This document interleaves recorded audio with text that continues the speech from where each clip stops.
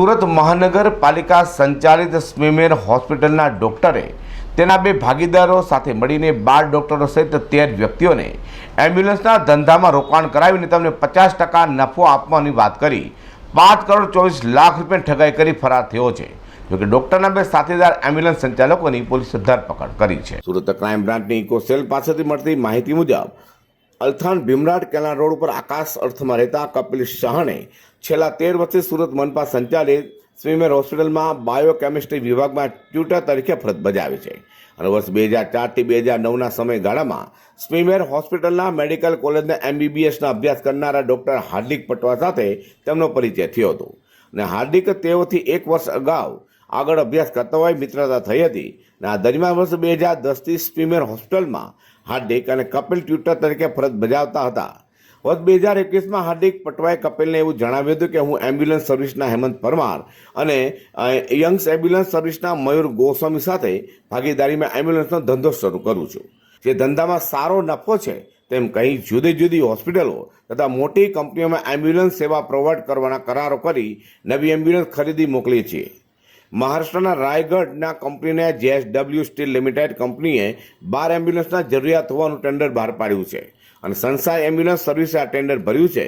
જે ટેન્ડર મંજૂર થયેલી 7 કરોડની જરૂર પડશે તેવી વાતો કરી કપિલ અરવિંદ સાહણે પાસેથી 1.2 કરોડ, કેર હરિ પ્રજાપતિ પાસેથી 51,40,000 રૂપિયા, હિમાંશુ વર્ષ ટેલર પાસેથી 58.5 લાખ, અંકિત કિરણ ગજર પાસેથી 25.70 લાખ, રાહુલ રમણ પરમાર પાસેથી 25.70 લાખ, અભિનવ બિમલ ચોકસી પાસેથી 25.70 લાખ, હરીન હેમેશ મોદી પાસેથી 25.70 લાખ, વિરલ મહેશ પારેખ પાસેથી 12,42,000, ચિરાગ અશોક ભીંગરાડિયા પાસેથી 1,27,000, પ્રતિક ઈશ્વર પટેલ પાસેથી 12,85,000, જનક રાઠોડ પાસેથી 45 લાખ, નીલમબેન રાઠોડ પાસેથી 75 લાખ અને ઉત્પલ દેસાઈ પાસેથી 50 લાખ પડાવ્યા હતા।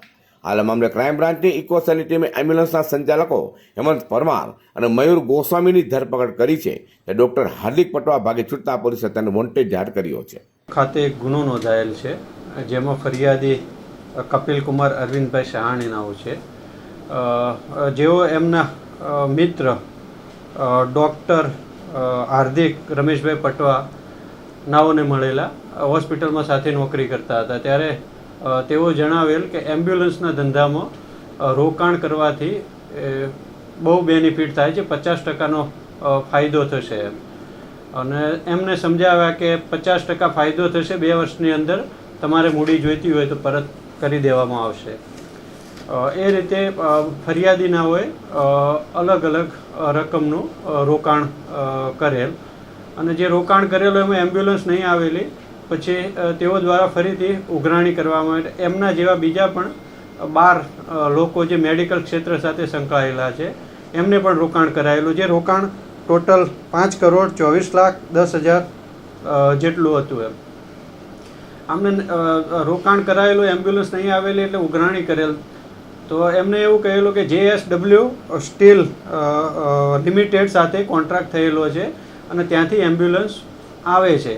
ત્યાં તપાસ કરતા હોય તો તે જે એમને જે આપવામાં આવેલ હતો તે કરાર ખોટો અને બોગસ હતો એમ, તો એ બેઝ ઉપર એઓએ કમ્પ્લેન કરાવેલ, જેની અંદર અત્યારે 2 આરોપી અટક કરવામાં આવેલ છે।